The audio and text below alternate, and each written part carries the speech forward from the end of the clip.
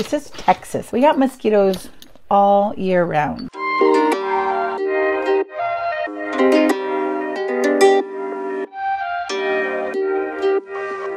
Hi friends, I'm Erica from flynncrafthouse. I'm a Texas artist and educator, and today I'm going to be talking to you about my go-to travel kit, what I like to include when I am traveling and want to make some art while I'm out.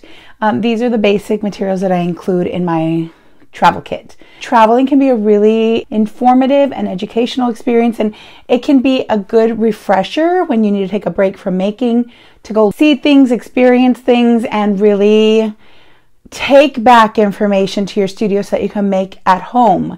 But also it can be a great opportunity to draw from life, to bring your materials with you, to draw in a different setting, to get out of the studio and make as well. So there's lots of reasons why people might want to travel with art supplies. I am one of those people who brings art materials when I travel, and it's because I don't know when the mood is going to strike me. I'm an early bird, so sometimes I'm up before other people. I like to have materials so that I can draw in the morning before getting ready for the day. Sometimes I like to bring them with me if I go to like a botanical garden and I might want to draw in plein air.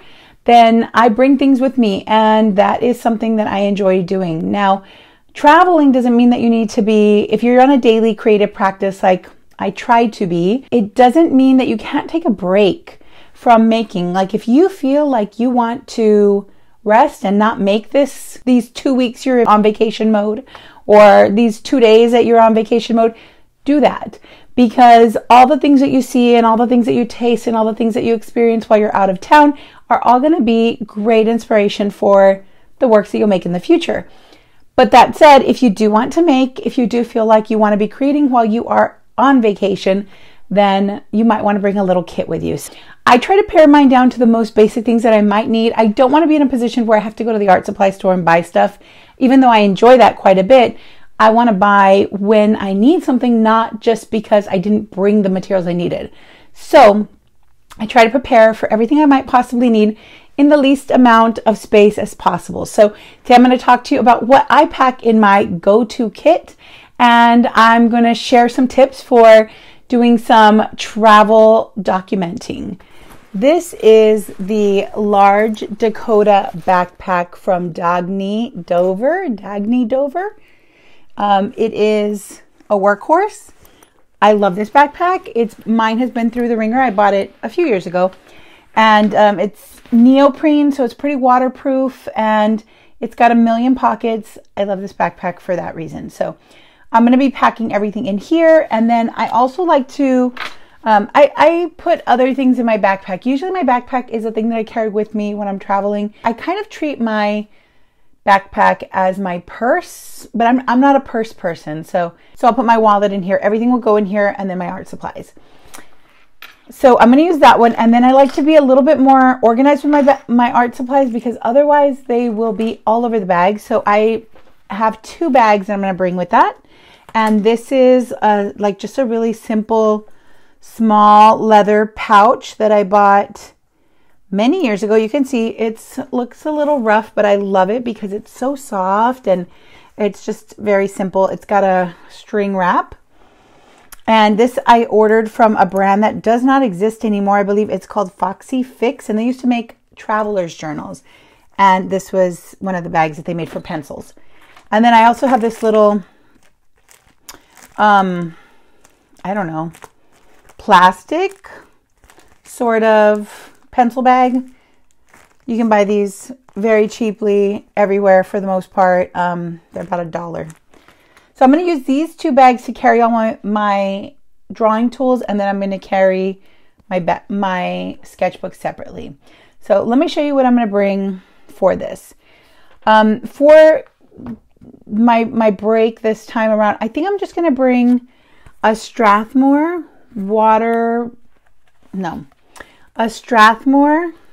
mixed media. This is the 500 series. It's watercolor paper. I like to bring something like this because if I choose to do a lot of work on my paper, like I'll have something that can hold up to that. So I'm going to bring this Strathmore mixed media, and I'm going to bring a Talens Art Creation small journal. I think that I could probably just get away with this. Actually, I think I'm going to change my mind. I'm not going to bring the Strathmore after all. I'm going to take that out. I'm going to bring the Talens Art Creation Sketchbook. This will be perfect. It's just like really utility paper. It's not too thick. It's not too thin, but I have painted on it and definitely great for markers, smooth pages. I'm going to bring this for drawing. I don't think I'm going to bring any other sketchbooks. I'm going to pack light. I'm going to bring markers. So I usually will just choose a very limited palette, and I'll just use that for the entire time that I am drawing on break. What I usually do is I select, usually I'll pick some like complementary colors. So I might just choose, I love right now I'm doing a lot of purple and yellow. So I'll pick a version of purple or violet and yellow, and I'll pick a few versions of purple, a few versions of yellow, and then usually I'll pick one more color and it's like a gray. So let me choose some colors for us to use here. I have a lot of markers here right now. I think that what I'm going to choose is like, I like this mustard. These two are very similar. This is $9.93 and $0.26. I'm going to take these two. I like to take a neutral, so $9.92 works for me for that. I like these three together. I'm going to also choose some like violet. This is $6.20. These are, of course, all Tombow water-based dual tip markers. I'll choose this one right here, $5.53. I have like two violets. Maybe another one from my supply bin over there. $6.23. And then I feel like looking at this, everything's really light. I definitely need something darker. So maybe I like the idea of something really kind of warm like this, but I think I want it to be more purpley. No. I'm going to do something warm and reddish. It will be a little bit of a contrast. It's still kind of in a violet-y family. This is $7.57. And it is dark for sure. So I know I can use this for shadows, really dark stuff. But also I feel like this will be good for really dark stuff too. Let's take this for a second and let's just test them out. I'm going to put them here next to each other. And the light right now is just like so beautiful. So I know it's not perfect light that's good for filming, but I just really like it. It's very cinematic. So please accept my apologies for this like shadowy, very moody light that I've got going here.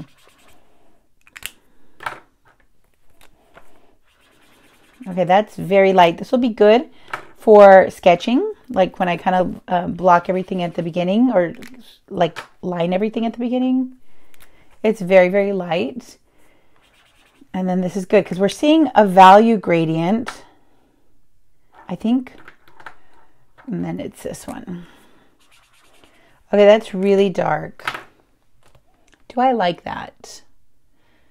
I think I'm going to pick another yellow that might be a little bit darker. Is that the same? It looks the same. It's 26. Yeah, it's the same. Maybe something. That's the same as the one I already have. $9.93.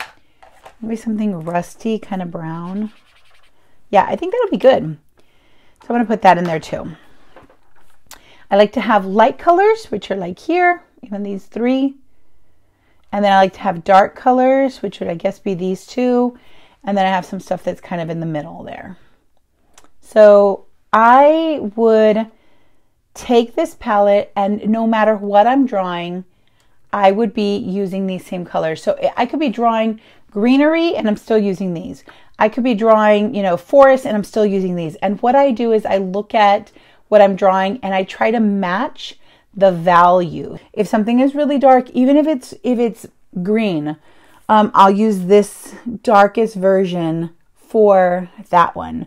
And if something is very, very light, even if it's, you know, I don't know, orange, I'll use my lightest color for it. So I think like translating color into value is something that I practice for a long time and I don't always get it right. And I'm okay with that. Like I'm working in my sketchbook. I make mistakes all the time. And if I do, that's okay. It's a learning experience. But It does take practice, I think. So if you don't get it on the first try, you know, don't give up. It definitely takes some practice to start to like see value instead of just color. But I mean, if you want to pick a little variety for yourself, it just take more. I just don't want to carry so many. And then when I'm somewhere drawing, I don't want to have like a whole bag full of markers. I just want to have a few in my hands. And that's just me. I feel like I want to be a little bit more, you know, frugal. I just want to have a few. I'm going to lean on those for everything. Okay. Now, then I like to have something with texture. So I like to bring a pen and I like to bring a pencil. My go-to is always the Prismacolor 901 Blue Indigo. That's my favorite. I always bring 1 or 2 or 3 of these. So I have these 3 that are all in progress. You can see they're littles because I've used them a lot and I'm very proud of myself when I get them to be this small. Just means I'm using it. So I'll bring a few of these, maybe 3. And because I'm bringing these, I definitely need a sharpener. I'm going to bring a metal sharpener that it's a hand sharpener that I can just carry with me. Usually when I am traveling with a little hand sharpener, I also like to bring a little dish. And this is just like a little bowl that I made, the pinch pot. And I use this to catch my shavings. Optional, of course. If you have a sharpener that has a case to collect its own shavings, better, even better. I think I'm gonna get rid of any other pencils. Like I really don't want that many options. Again, I want to be lean with this. I don't want to have to think too much about what I'm drawing with. If you want more options, then of course, just pack more stuff. Like it's fine. In the grand scheme of things, this is not even gonna weigh like, you know, a pound. It's not even a pound. I also like to bring a pen just in case. So my go-to is one of these Fudenosuke pens. I'm gonna put it near my face because of the focus. I don't know if it's focusing, but these Fudenosuke pens are made also by Tombow. I really like these. I usually carry these around. These 2 are different. I should just mention this one is considered to be a soft tip and this is supposed to be a hard tip. I don't know. They feel the same to me. I think I'm going to bring this brush tip though. This one I love. It's a brush pen and you can see that it just is really nice for texture. I'm going to bring this for sure. Sometimes I use it and sometimes I don't. I definitely also like to bring a Posca white pen. And I'm going to be honest, I'm going to probably bring 2 of them, different sizes. I like a big one and a little one. My favorite right now is, and I'm looking for it, is the Montana acrylic marker. I have a small one too, but can't find it. Just bought that pen, but this one I'm gonna bring with me. This is a fine point, but it's still relatively chunky. Let me put my hand here. There we go. And then this Posca is pin type 0.7 millimeters. So it's very, very small. Very small. Okay, so I'm going to bring those. That's it. Like, I mean, oh, that's not it. Just kidding. That's not it. Joking. I like to bring a little masking tape with me where I go. Just in case. I mean, I don't know if I'm going to need it, but maybe I do. I bring an eraser, a block eraser that I can carry with me.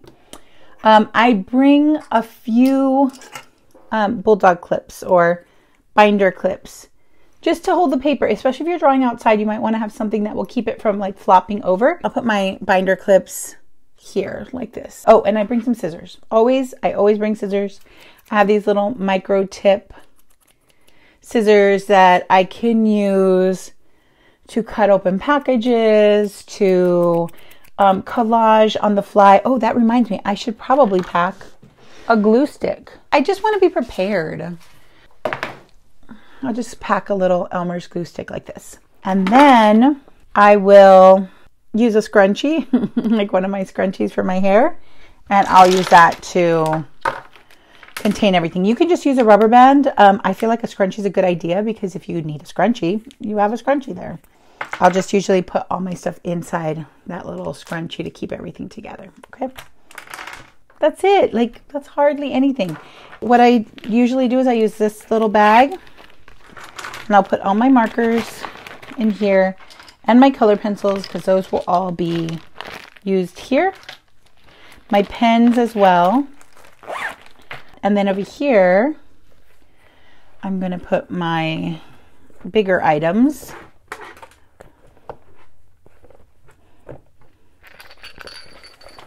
Just like that. And this one just wraps like this. And I usually will have a little bottle of mosquito repellent, just in case, because, you know, this is Texas. We got mosquitoes all year round. Like, they don't freeze. They don't get cold.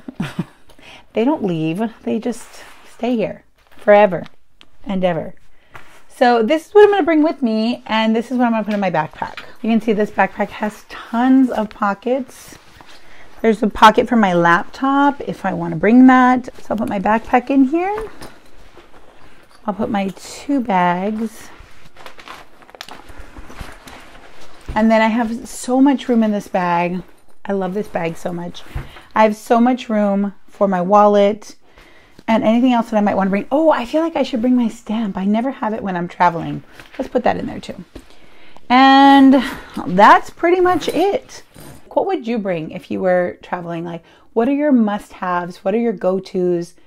Because I'd love to know. So comment below if you have any particular things that you have to bring on your travel excursions, and anything you think that I'm missing. Am I missing anything? Please let me know. So I hope you have great adventures if you travel, and can't wait to see what you make. Happy drawing. Bye.